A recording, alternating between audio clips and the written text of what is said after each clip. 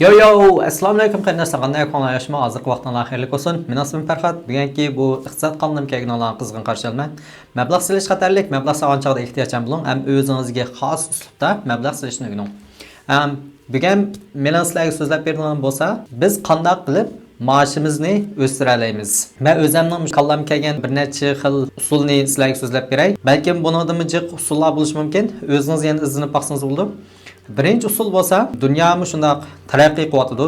Ham shundaq sistematik bo'lib ketibdi. Nurg'un shirkatlar, taraqqiy qilgan davlatlarningki sistemlari texnik sistematik bo'lib ketibdi.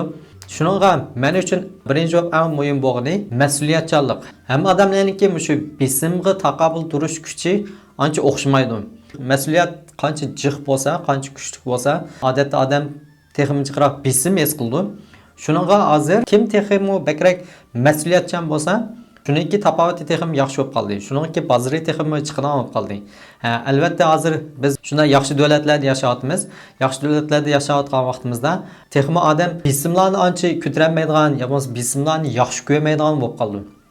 Shuningga nurg'un shu besimlardan o'zini qochirdi, mas'uliyatlardan o'zini qochirdi. Shuningga shu mas'uliyatning o'zimi bir cho'ng boylik bo'lib qoldi. Shu shaxsiy organlarning boshliqlarimi o'ziga shunchalik chiqib besimlar keldi. Agar o'ziniki qo'lasidagi bir xodimi o'zi xohlab shu besimlarni shu boshlig'idan elib ko'tarib bera olsa, shu mas'uliyatlarni o'zi beshiga ola olsa, u chog'da u boshlig'i shunchalik xush bo'ldi, ham shu xodiminingki maoshini o'stirib berishga rozi bo'ldi. Hammasida mas'uliyat pul bo'lib qoldi. Ham kelgusidan texmi shunday bo'ldi. Agar siz yosh bo'lsangiz, to'xtamay yana jiqroq tirishingiz kerak.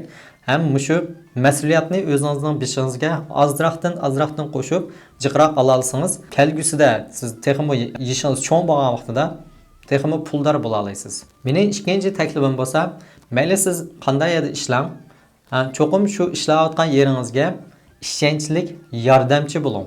Her taraflardan mayli o'zingizning shaxsiy vaqtingizni chiqarib bo'lsa-mu, bo'lib yosh bolalar bo'lsa, mushtariyatlarda texnik tirish kerak. Cho'qim ishlarga baldur berish kerak, kechikmaslik kerak, baldur qechib ketmaslik kerak. Amaliyotda bu xil adab axloq butun har qanday dunyoning har qanday xizmatlarda ishlaydi.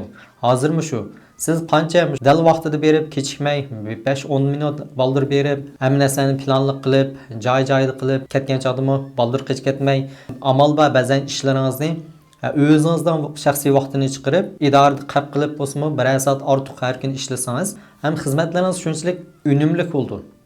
Puxta bo'ldi. Ishlaringiz shunda puxta bo'lganligi uchun boshliqlaringizga ishlarni puxta qildi deb ko'rinsiz.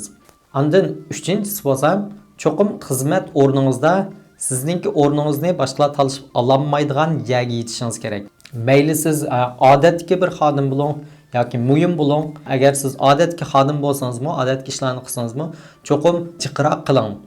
Boshqa ishlarni qo'shib qiling. Hamma har taraflarda shunchalik joy-joyida yaxshi qilsangiz, boshqa birisi kelib ham sizning o'rningizni ololmaydigan yerga yeta olsangiz, andan keyin bu xizmat o'rningizga shunchalik muhim bo'lsiz. Ham asosda mushlarni hammasi sizning maoshingizdan qo'shiladi. Ondan eng oxirgisi, ya'ni 4-inchisi men sizlarga tavsiya qildim. Amal va shu o'zingizniki boshliqlaringiz bilan munoziralashib turing. Shu munosabatlarni yaxshi qiling. Andan keyin sizningki paranglashishingizga o'ng'aylik bo'ldi. Bu paranglarda nimani paranglashsiz? Amal va yilda bir aqtim maoshingizni o'stiradigan gaplarni qilsiz. Faqat bo'lmasa ularga ilxat yozib, amal va boshda o'zingizniki qanchalik tirishib ishlayotganligingizni, qanday natijalar qozonganlaringizni hammasini deb bo'lgandan keyin ya bo'lmasa yana qo'shib siz turmushda sal qiynalib agar maoshimni o'stirib bersanglar degandek takliflarni qilsanglar bo'ldi. Uningda hargizmi xijil bo'lmasangiz bo'ldi. G'arib davlatlarning har qanday odam shunday xatlarni yozdi, ham talablarni qildi. Shuning bilan o'zining maoshini istiqroq o'stirib oldi. Ba'zan bir shirkatlarda oqmasligi mumkin, ba'zan bir shirkatlarning o'zining sistematik hasta programmalik qilib qo'ygan yerlari bor. Menimcha layerlar nurg'un shirkatlarga oqidi. Mening bilganlarim boshqa millatlarda ba'zanlar har yarim yilda bir vaqtimdan shunday xatlarni yozib turdi.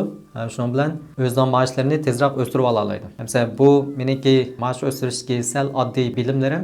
Agar foydalangan bo'lsangiz, boshmal taqdim besib qo'ying, boshqalarga tavsiya qilib qo'ying. Kelaksan ko'rishaylik. Allohga emanet.